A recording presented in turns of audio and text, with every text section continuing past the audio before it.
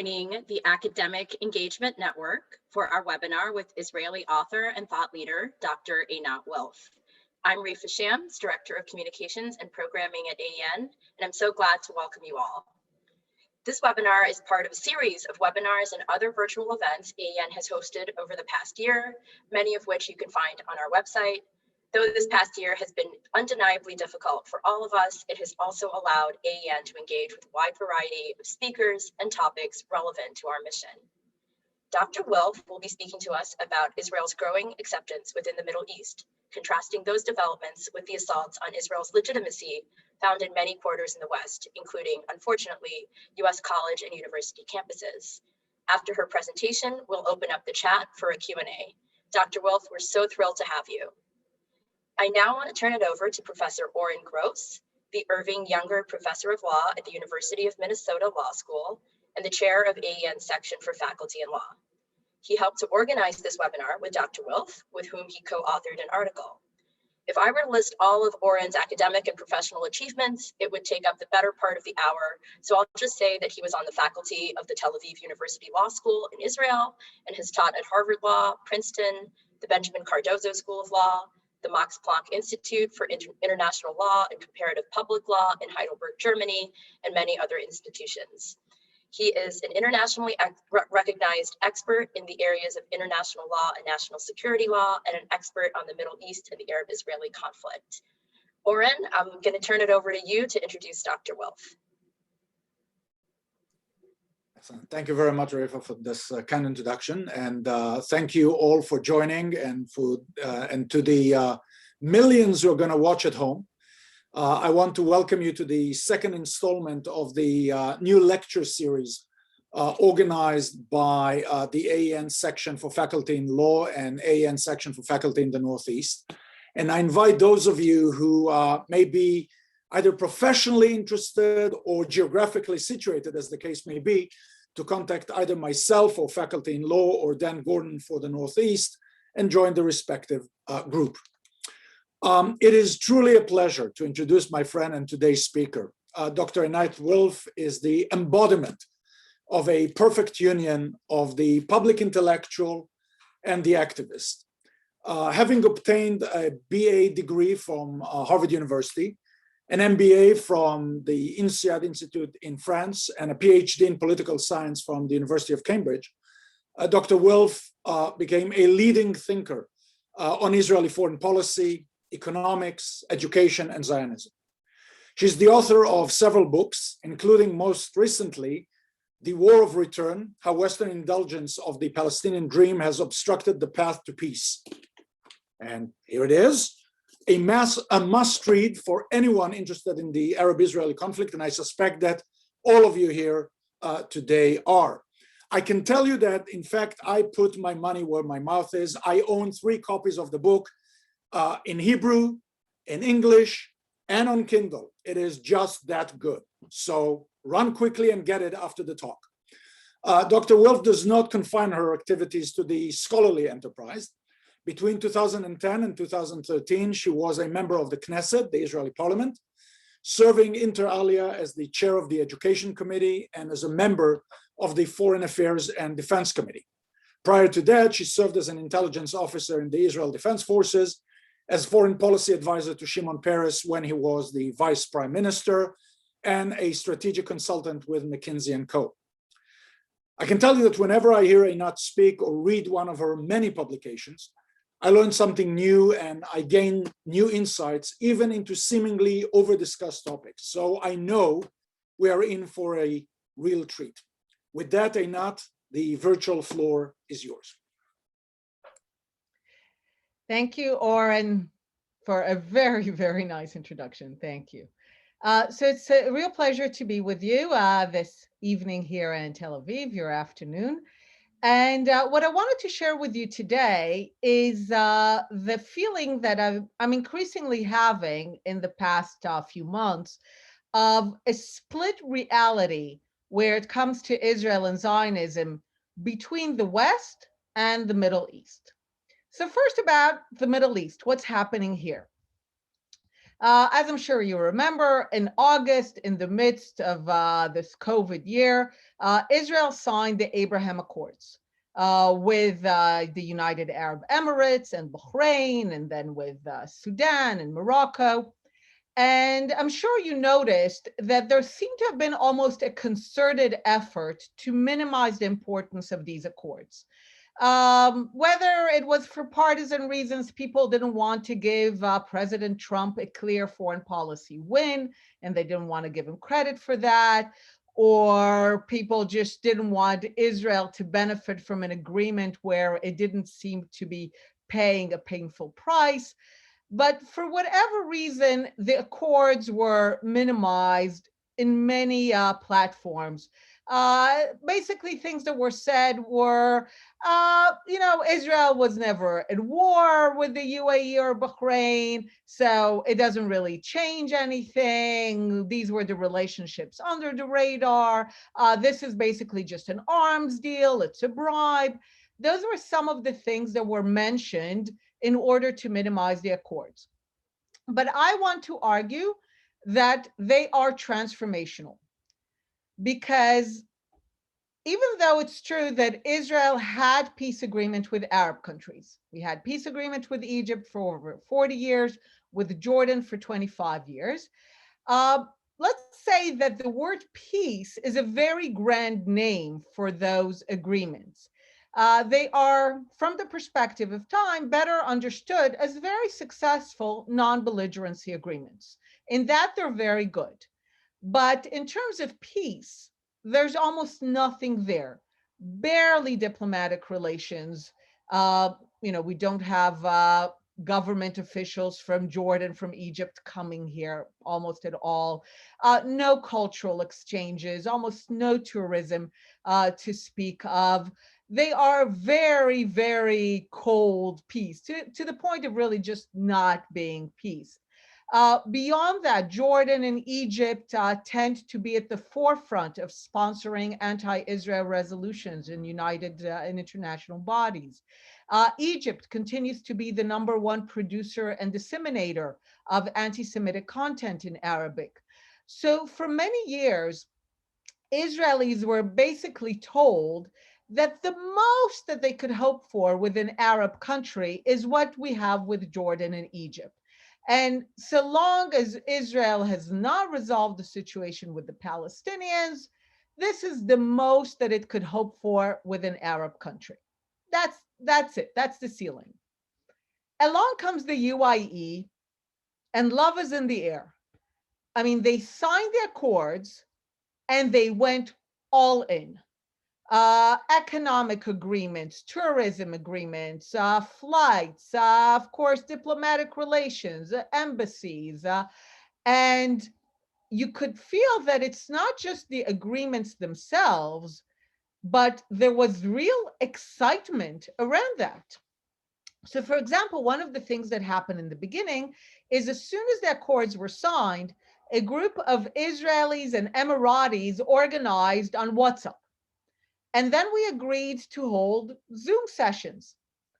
And when the time came for the first Zoom session, the Israelis in the group, I was one of them, were very apprehensive that, of course, no Emiratis or Bahrainis were going to appear, right? Because this is what we were used to, that when it comes to peace agreements with the Arab world, Israelis are very keen and the Arabs are very standoffish. This has been the dynamic. So we didn't expect to see many people on this Zoom, but lo and behold, the Emiratis and Bahrainis were there. We were half and half. Many of them even went on Zoom in their traditional garb. And the conversation was friendly, warm. They were interested. It was open. There was really a feeling of long lost cousins meeting. And one of the things that happened as a result of those Zoom sessions is that the Emiratis asked if in the next Zoom session, we can have a discussion about Zionism. They wanted to get a briefing about Zionism. And this was their words. They said, we want to learn about Zionism because we feel that we've been lied to our entire lives. So I've been speaking about Zionism for many, many years now, but I think truly this has been the most moving experience I ever had. To present Zionism to a group of mostly young Arabs and Muslims who were truly eager to learn, not people who came, to protest me speaking about it, but actually wanted to learn about it.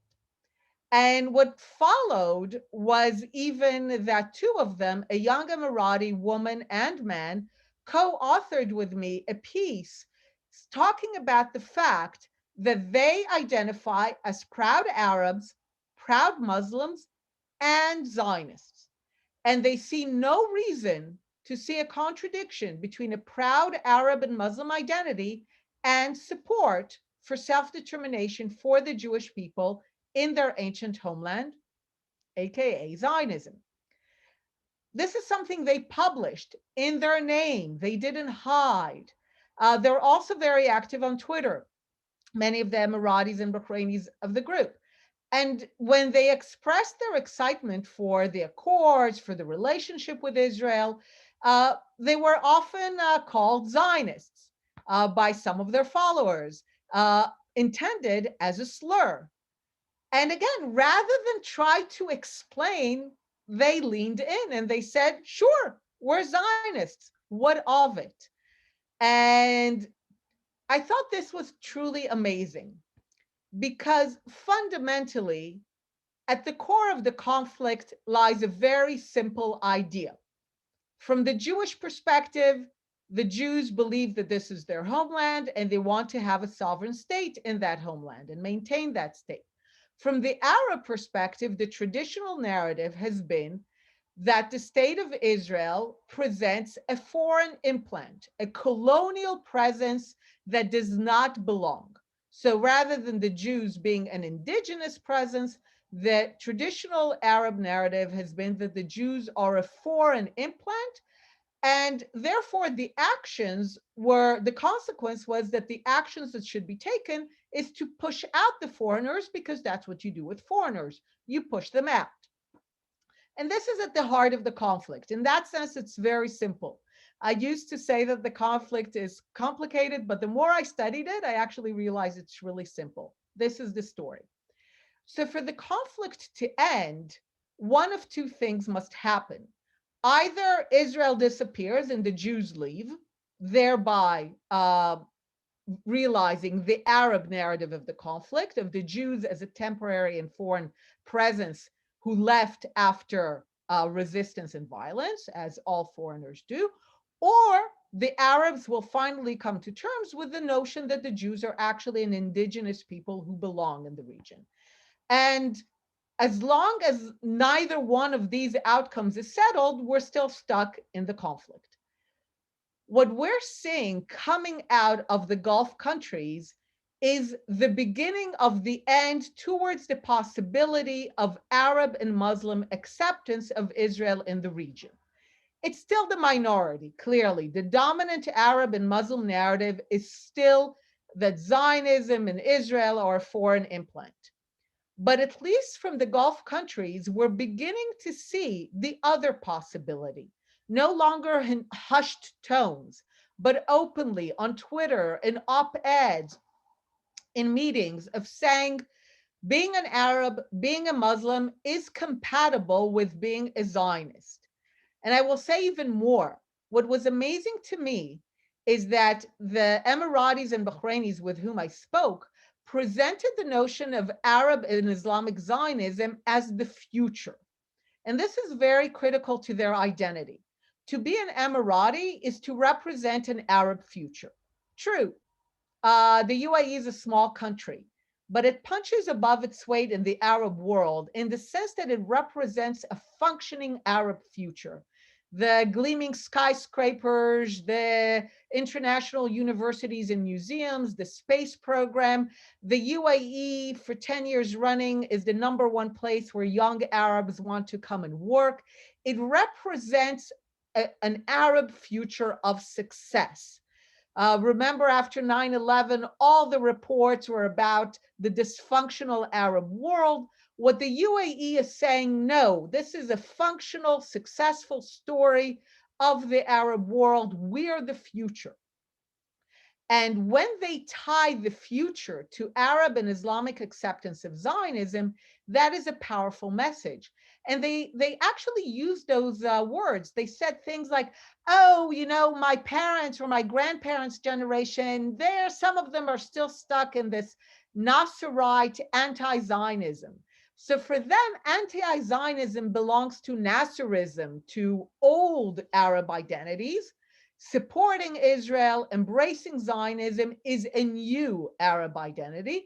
And in that sense, it's transformational. It's not about just being a minority, it's about a minority that at least aspires to represent the future. So this is what's happening here in our region. We're beginning to see what it might look like for Israel to be truly accepted by the Arab and Muslim world, not just grudgingly, but truly and fully. And amazingly, this is happening at a time where anti-Zionism in the West appears to be gaining more ground, to be more acceptable, and especially in the respectable circles of academia, media, and even government. And it's becoming so divorced that I have recently started to reflect on the fact that it's become utterly disconnected. At one point, discussions in the West about Israel had to do with policy. You know, how do we achieve a two-state solution, and how do we work with the roadmap, and where should the border be? But increasingly, the discussion about Zionism, anti-Zionism, Israel seems to be about America and have nothing to do with Israel. And it reminds me at a time when I spent some time visiting Ireland and Northern Ireland. And I don't know if you know, but they have adopted our conflict for themselves. So the Catholics in Northern Ireland have decided that they're the Palestinians. So as a result, the Protestants decided that they're Israel. If you go to Belfast, to the Protestant side, you might see some Israeli flags. If you go to the Catholic side, you'll definitely see a lot of Palestinian flags. I would meet with members of parliament and they would talk in very intense and emotional terms. But at one point I realized that they didn't know anything really. And I think I said to them at one point, it's not really about us, is it? Um, a friend of mine, Igal Ram, called it a Disneyland of hate. That basically people who no longer can legitimately express hatred, especially collective hatred of the other side, they latch on to the Israeli-Palestinian conflict as a way to channel those illegitimate emotions, but it's not really about us, it's about them. That's what I feel is happening in America right now. At a moment where Israel is becoming more accepted into the region, at a moment where the conflict is the least violent that it's been in years. I mean, literally, Jews and Arabs are basically not dying from this conflict. At this moment, you see the passions in the West being so intense in the way that literally makes no sense when you're here in the region. So for me, the only way to explain it, that this is about America. It's not about us. People have latched into the markers of Zionism in Israel and Palestinians to express things that have to do with America and American struggles and American emotions and American crises of identity. And in that sense, we're just collateral damage. It really has nothing to do with us. And this is really my feeling about what's going on right now. And it came into sharp relief in the past year, precisely because so much seems to be changing here in the Middle East, and the West seems to be going exactly in the opposite direction, to the point that I have to say, it's not about us, it's about them. So let me stop here, and I'll be more than happy to discuss any and all thoughts you have on the matter.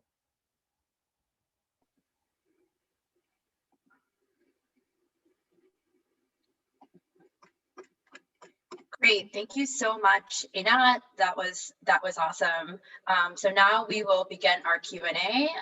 I will ask a couple questions on behalf of the Academic Engagement Network, but if any of you have a question for Einat, please write it into the chat box or message me privately if you don't want to share it with the rest of the group.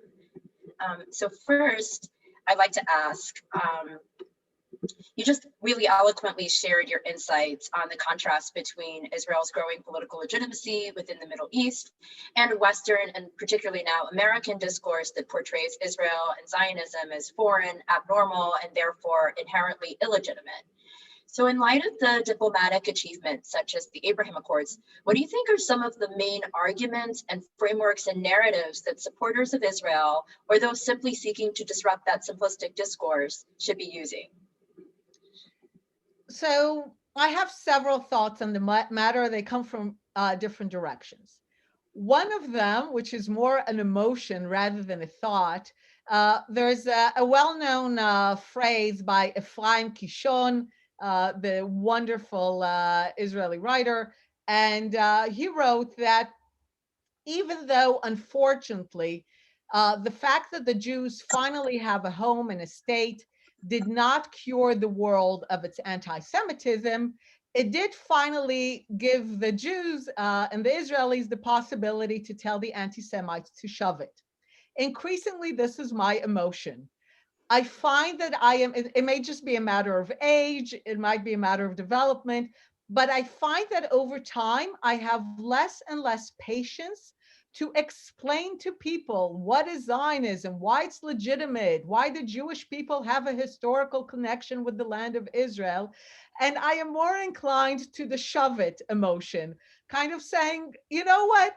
One of the benefits of having Israel is that we don't have to deal with that anymore. So this is just a general emotion that I'm sharing because, again, the disconnect is so dramatic that a part of me wonders, should I even bother? So that's in the emotional side. In terms of what to do more, one of the things that I think we now have is we actually have Arab allies. We have Arab and Muslim allies. They're still rare, but there's more of them, and they're vocal and they're confident, something that we did not necessarily have in the past. They are the best allies we have because what they're willing to say are things that so many of us feel uncomfortable saying. If you hear people from the Gulf speak about Palestinian rejectionism, they're not wishy-washy about it. They're so clear. They're like, for 70 years, we gave you a blank check. Enough of saying no. I mean, you can find so many of those videos on the net now. They're being so much stronger in saying those things. So one of my recommendations would be to seek out those voices. Find out if they exist on your campus. If not, use Zoom or bring them from other places, but they do exist. I think they're also very powerful to fight against the whole don't normalize Israelis or don't normalize Zionists, because they can basically mock the whole idea, because they're literally normalizing relations with Israel in the region. And I think many of them are willing to be at the forefront of being the face of normalization in campuses and publicly. So first of all, I would say seek them out, use them. It's very important. And if people tell you you're tokenizing and blah, blah, blah, first of all, the other side never, I mean, they tokenize. And I would argue, of course, history will tell, I would argue that whereas they're tokenizing Jews who do not represent the future, if we bring Arabs and Muslims who will speak for Israel, I would argue that they do represent the future and therefore are not just tokens, they're actually leaders. So that's one thing that I would recommend doing. The other thing is more of a mindset. If I am correct that the latching on to Zionism, anti-Zionism, Israel and Palestinians is merely this Disneyland of hate for American issues, treat them as such. So rather than dignify the arguments for what they are, basically expose them and address them as masks for other issues that have to do with identity in America. So go to the other direction rather than engage on the Israeli-Palestinian issue, which is now really the discussion. So those are some of my thoughts and emotions around that. Great, thank you. So as you know, AEN, we work predominantly with faculty. And one of the things that we promote are academic exchanges and partnerships between Israeli and US institutions. So as you know, as a result of the Abraham Accords, there have been multiple agreements to establish academic partnerships and exchanges between institutions in Israel and the UAE. Could you talk a little bit about the potential for these exchanges to deepen ties between these nations? And what is the image of Israel that you hope faculty and students from the UAE will develop once these exchanges begin occurring in a post-COVID world? So one of the things you're saying is that it's almost reversed. I mean, the perception is already there. They look to Israel as a successful country. They look to Israel, again, as a country that represents the future of the region. They speak about cooperation, scientific cooperation to solve the problems of the region, problems of climate change. So generally, the perception already exists.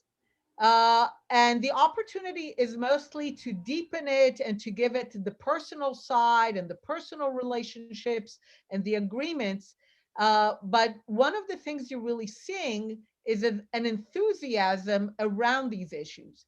I think just like the case of my talk about Zionism, the opportunity that we have here is to tie what they view as the success of Israel, the startup, all that.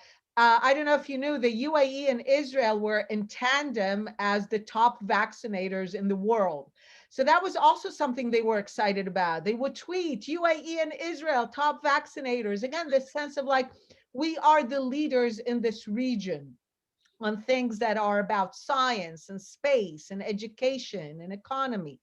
So the perception already exists, and I think that the opportunities to deepen it. The real opportunity is to tie it to the issues of Zionism, Judaism. One of the things that you're seeing, and I think this is incredibly important when we speak about anti-Zionism, anti-Semitism, what all of this means for Jews in America. You are seeing the UAE and Bahrain especially, but also Morocco, doing a lot now to encourage Jewish life in those places, renewing the synagogue, celebrating the holidays. Just a few weeks ago, I attended a Zoom Purim celebration of Bahrain. They really promoted it. It was very important for Bahrain to promote that they're having a Purim celebration of Jews in Bahrain. They might have 5 Jews, they're promoting the hell out of it because they want to, and this is where you see the connection. A country cannot be good to its Jews and against Zionism. It just doesn't work. The notion of people who try to say in America, we can be a great country for Jews, America can be a great country for Jews, while being systematically anti-Zionist. Let's say in some sections of the Democratic Party, this is what the future is supposedly look like. No, it doesn't work. You can see it everywhere. When the Arab world was anti-Zionist, it threw out its Jews. When countries are becoming Zionist, they want back their Jews. They understand the connection. They understand that if you celebrate Passover and you talk about coming from Egypt to the promised land and next year in Jerusalem, it kind of says that the Jews are indigenous and Zionism makes sense. You cannot really divorce these things.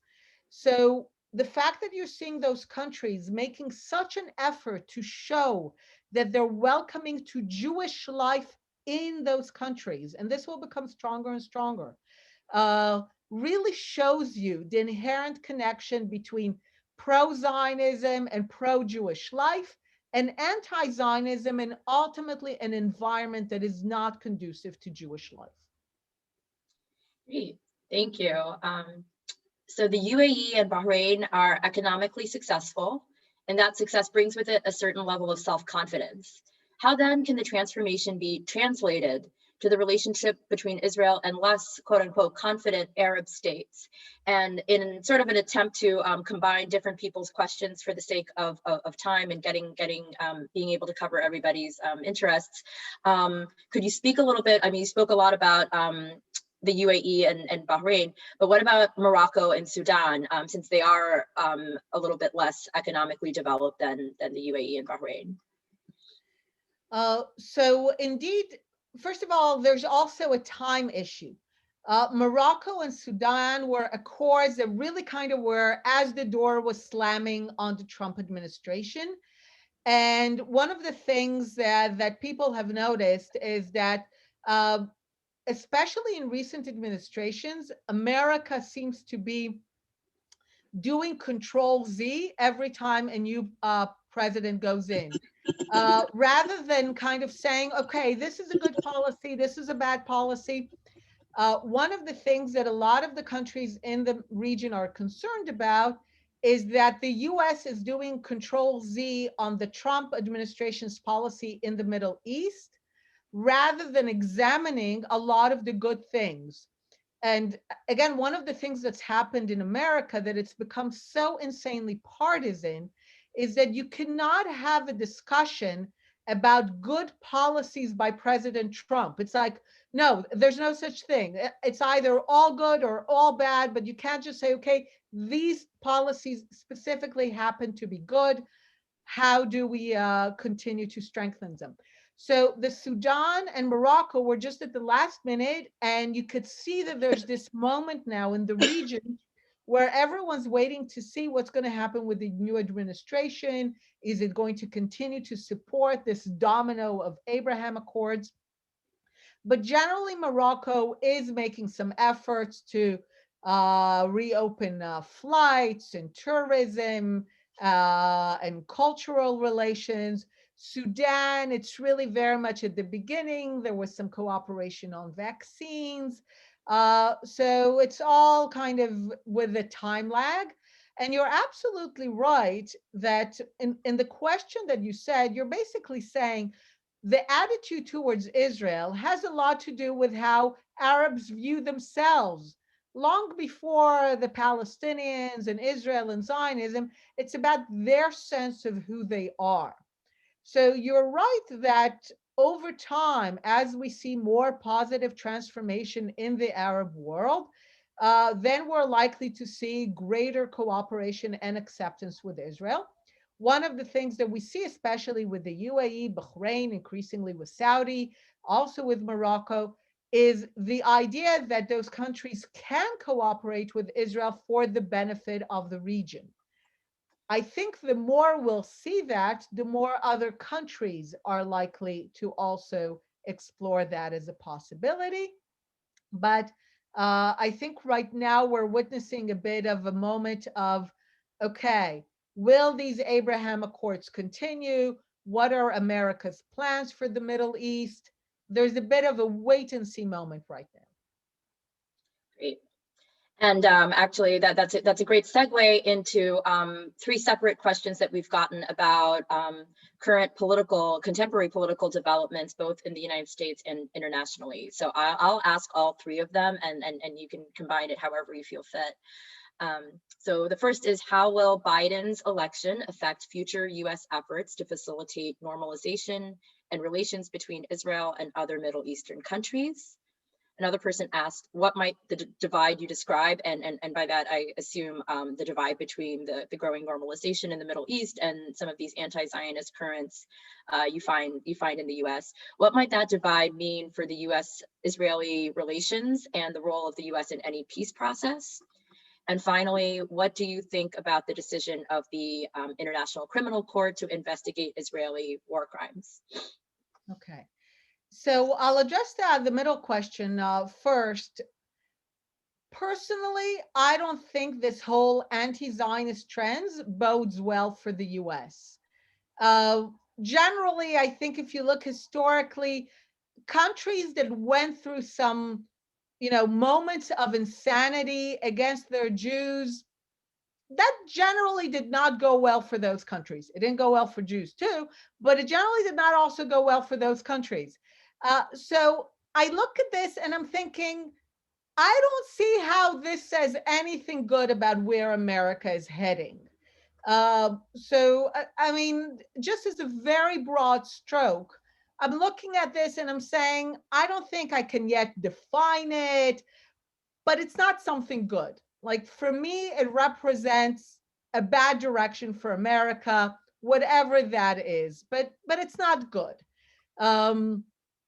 So that's all I have to say about that. And I think I really just sincerely hope that America will snap out of it, but for its own sake, for our region, and this is connected to the first question, the one policy that has been consistent from the Obama administration to Trump and will continue into Biden is that America is getting out of the Middle East, mostly for reasons that have to do with the end of the Cold War, the decreasing importance of oil. America is getting out of the Middle East. And that's a consistent element because the interests have changed. That is clear to everyone here. It's very obvious that America is leaving. So a lot of what is happening is the realization that one way or another, the US is leaving the Middle East, and ultimately we have to deal with it here. Israel doesn't have the option of pivoting to Asia, right? We're stuck here by virtue of that exodus of Passover. This is our land. So we're going to be in the Middle East. As long as we want to be sovereign in our ancestral land, we are going to be a country that exists in an Arab and Islamic Middle East, which means this is our future. And we have to deal with the countries here. And the more that America is leaving the Middle East, the less it's possible for Israel to be a fortress among hostile nations supported by a faraway empire. So I think this is also informing Israeli policy and the policy of other Middle Eastern countries. I think what we're likely to see from the Biden administration is something that I would call a very kind of annoying middling through. We're not likely to see the soaring rhetoric of the Obama administration. We're not likely to see this chummy relationship of the Trump administration. We're likely to see something in the middle, which I think is going to be very exhausting and annoying for many people. But ultimately, it will force the countries of this region to deal with each other and to deal with a different configuration of the world with China and India and Russia. We're already seeing it in issues relating to Syria and other issues. And America will be one more player in the Middle East, but certainly not a single and not even a dominant player. And finally, on the ICC, we'll have to see where that goes. That will also, I think this is where Israel's interests are aligned with the US. The US hates the ICC regardless of administration, and it doesn't want it to be an activist ICC. So I think in that sense, not much might come out of it.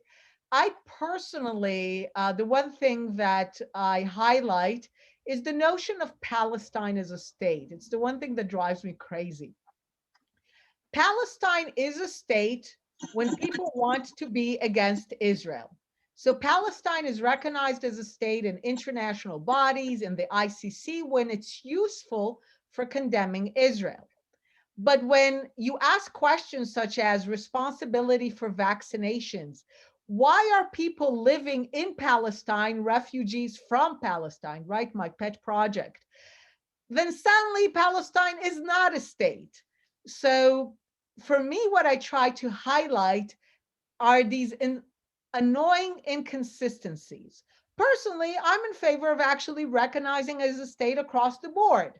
So let's finally agree that it's a state, which means that nobody who lives in that state can be a refugee from that state. Put an end to that charade.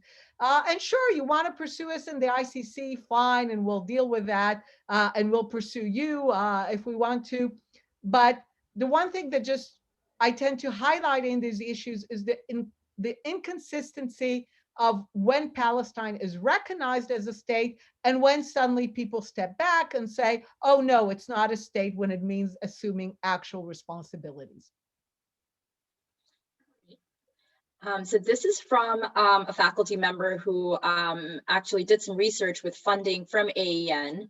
So in his research, he and his team found that a sample of Americans estimated Israel's geographic size at about 5 times its actual size, and its population at more than 4 times its actual size. Do you think that there is a gulf between the assumed Israel and the actual Israel? And how do you see this disparity influencing discourse about Israel in the public arena? I would say I'm surprised it's actually just only 5 times. I assumed it would be much longer. Of course, this goes back generally. I mean, Jews have always been assumed to loom large and to have far greater power than they actually had. And even though Israel, finally, that was the idea, has real power, even then the real power of Israel is estimated far more than its actual power. The thing is this: Jews and Israel are very ambivalent about this, because part of us also wants this to be the perception. When I give talks about Israel's survival strategy, and the Jewish survival strategy for that matter, I call it the blowfish strategy. That our survival strategy as a country and as a people is to appear far larger, more significant than we truly are. Because like a blowfish, we want people to mistake us for a shark. We want people to think that they shouldn't mess with us, because when they know our actual numbers, it gets very dangerous. And so I think in some ways, I mean, this really plays into the historical Jewish and Israeli ambivalence about appearing larger, more powerful, more populous than we really are, because we can't really afford for the world to know our true size. So if anything, I would want those numbers to be bigger. That's great. So this question delves really into some intricate theology.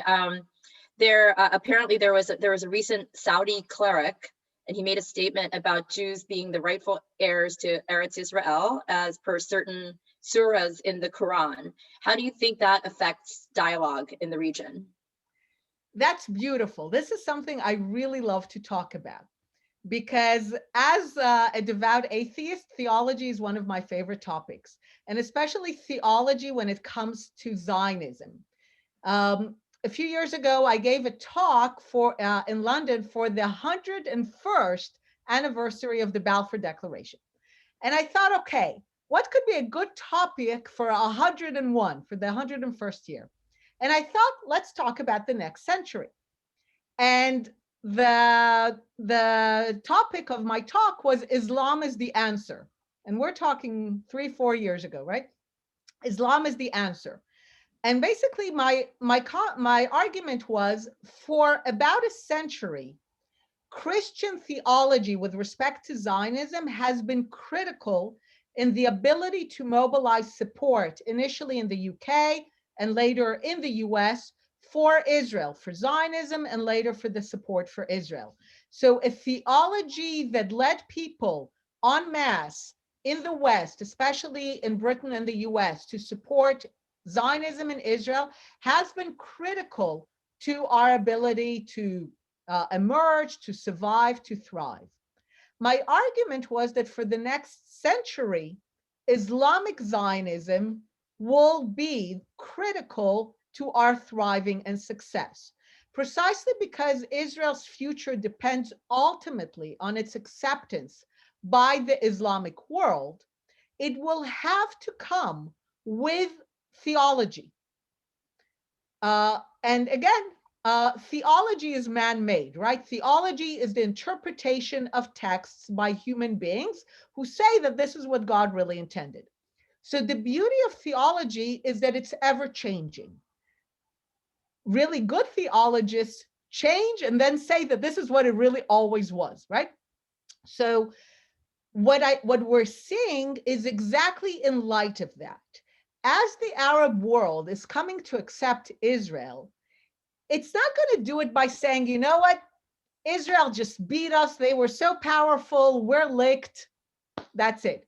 No, they're changing the whole story. They're changing the whole theology to say, actually, Israel being here is what Islam always said should be. This is what a proper Arab identity says. And I watch out for these things. I really follow them closely. So another thing that's coming out of Saudi is, for example, a contention that Al-Aqsa Mosque is not the mosque in Jerusalem. There is part of that theology that basically says that the notion that Al-Aqsa and the whole story of Muhammad was really pinned to Jerusalem for geopolitical reasons after the Crusades. But it's not really anywhere. So Saudis, you now see Saudi clerics saying, you know what? Muslims don't really need Jerusalem. Yeah, it's a nice mosque, but it's not a holy place. This is amazing. I mean, they're really like pushing the rug under the historical Palestinian claim that every time Palestinians would say the Jews are hurting Al-Aqsa, they were able to unite the Arab and Muslim world against Israel. So the Saudi clerics are pushing this kind of issue and saying, you know what, you're no longer going to be able to pull that on us because Al-Aqsa is not really in Jerusalem, it's really in Saudi. This is where the real tradition is. So I think as there's going to be greater Arab and Islamic acceptance of Israel into the region, it will come with theological interpretations that claim that Islam is actually supportive of Zionism, of Jewish sovereignty in the land, of the Jewish claim to the land. I think we'll see more and more of that. And I think that will underpin over time the acceptance of the Arab and Islamic world of Israel, not as something that goes against what they believe in, but as something that is actually inherent to what they believe in. Great. So now I want to ask a couple of questions that we've received that are looking at this a little bit more pessimistically and skeptically. So one person is asking that the peace camp you belong to is increasingly powerless. Settlements have kept increasing. There are certain trends in that direction. Where is your optimism coming from? Another question is looking at, I believe, at your comment about many quarters in the U.S. projecting their own issues onto Israel and the Middle East. Hasn't anti-Semitism throughout the ages always been the assigning of other people's problems onto Jews? And then another question is, what is the point of having an Israel that is associated with its region if democracy is not its greatest value, which is one major aspect of support from Americans in the United States? Okay, so I'll start again from the middle question, which was, sorry, I'm terrible with the short-term memory. The middle question was, what hasn't anti-Semitism throughout the ages always been the assigning of other people's problems onto the Jews? So yeah, this is definitely was one of the, I grew up in the Israeli peace camp that basically assumed that we are the problem. Yeah, when Israel will offer the Palestinians a state, when Israel will make real efforts for peace, then we're not going to see any of this anti-Israel stuff. The idea was basically the world is rational. When the world is against Israel is because Israel is doing something wrong. Let's fix what Israel is doing and move on. Then I became part of the Israeli peace camp that was devastated by the Palestinian rejection of the Barak offer, the Clinton parameters, later of the Olmert offer, and basically had to contend with the fact, and this is the underlying theme of the book, The War of Return, had to contend with the fact that from the Palestinian perspective, the war is and has always been to push out Jews, Zionism, and there has never been any Palestinian leader or even op-ed writer for that matter, whose vision of peace included a Jewish state next to an Arab Palestinian state. This is, of course, what decimated the Israeli peace camp, not because of the settlements. In terms of all data, the settlements today are in the same position that we were in Oslo. Yes, there's more people, but the ratio of Jews to Arabs, the territory covered by settlements has effectively not changed. I can send you the article where all of that is detailed, but a lot of people don't realize that. You know, they say there's so many more Jews in the territories. Yeah, but there's so many more Arabs, and the areas in which they live haven't changed.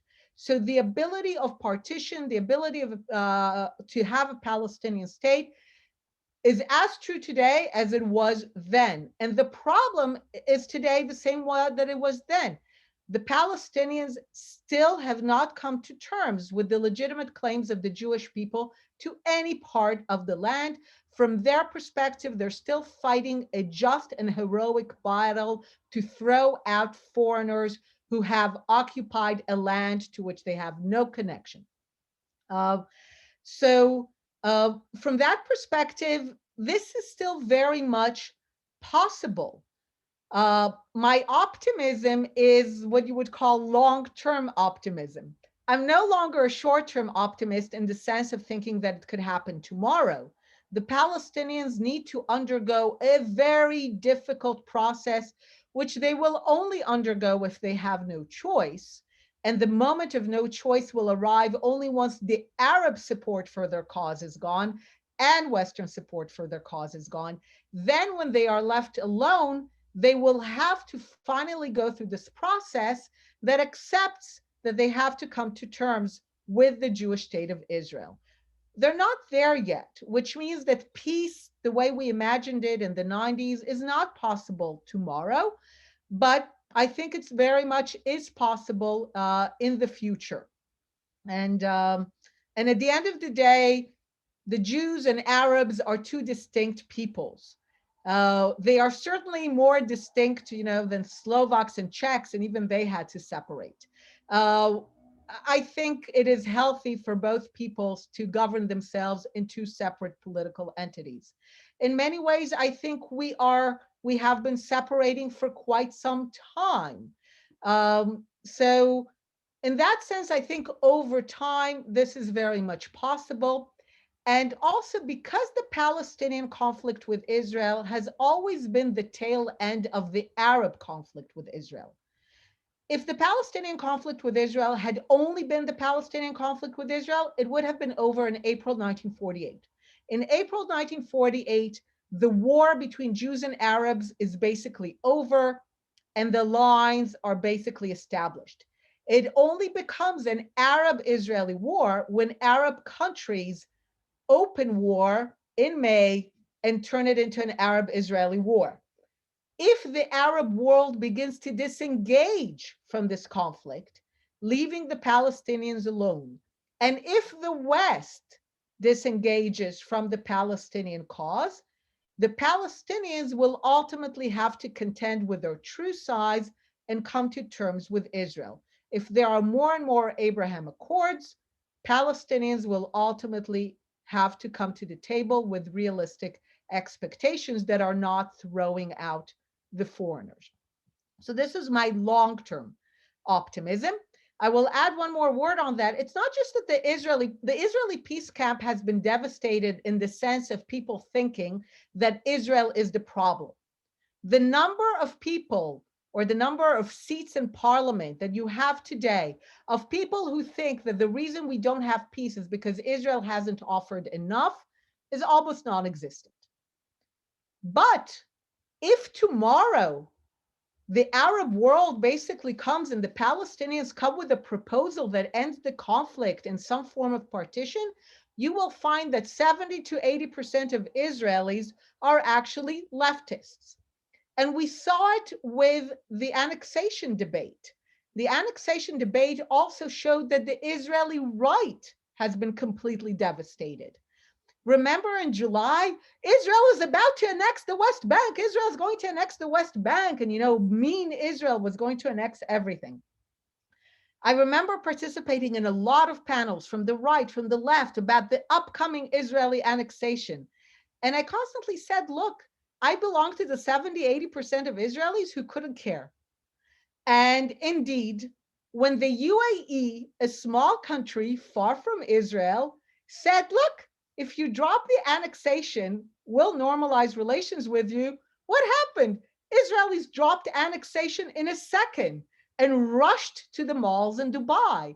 I mean, the priorities were clear. Throw away the annexation, normalize relations with Dubai. That gave you a sense of where the Israeli public is.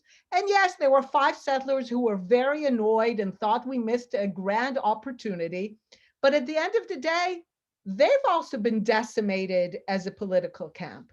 So most Israelis are stuck in this 70, 80, even 90% blob, which says, look, we're not the reason there's no peace, but when there is a real opportunity for peace, we'll do what it takes.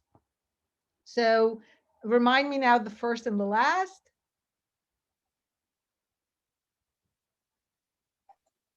I think you answered most of it. I think what is the point of having an Israel that is associated with its region if democracy is not its greatest value?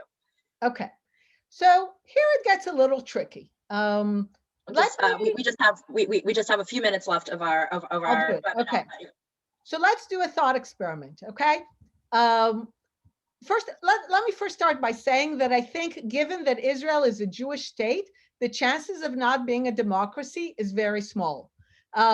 Basically, the level of argumentation, the fact that none of us accept each other as legitimate, is what guarantees Israeli democracy. I always explain that Israeli democracy is a democracy of no choice.